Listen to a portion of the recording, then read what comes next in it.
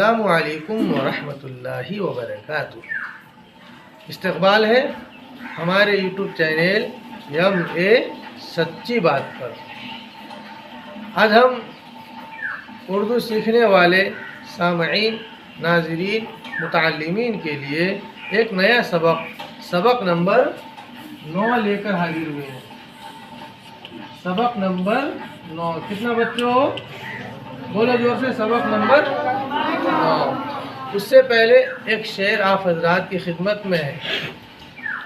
आज एक फूल से चेहरे को कमल कहने लगे।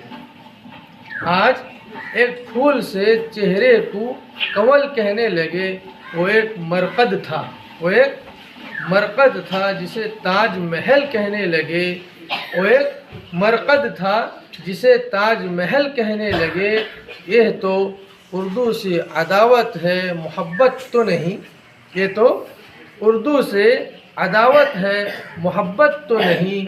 आज के लोग कविता को गज़ल कहने लगे।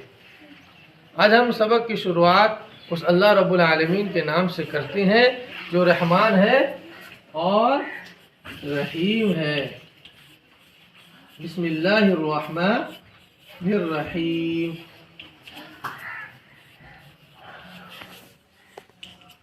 आज हम सबक एराब के उन्वान पर लाए हैं। एराब एक हरफ को दूसरे हरफ के साथ जोड़ने का नाम एराब है। क्या है प्यारे बच्चों? एराब। अगर कोई पूछे एराब किसे कहते हैं, उसका जवाब है कि एक हरफ को दूसरे हरफ के साथ जोड़ने का नाम है एराब। और एराब कितनी किस्म की हैं? एराब 6 किस्म की हैं। कितने किस्म की हैं? 6 किस्म की हैं।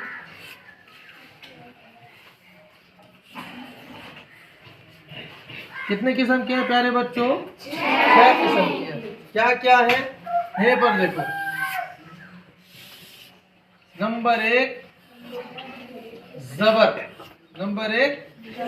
ज़बर। नंबर 2 ज़ेर। नंबर 3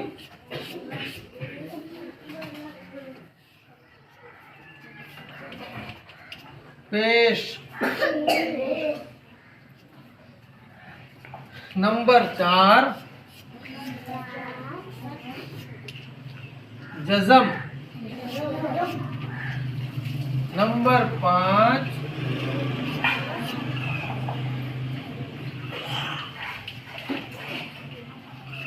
तशदीद।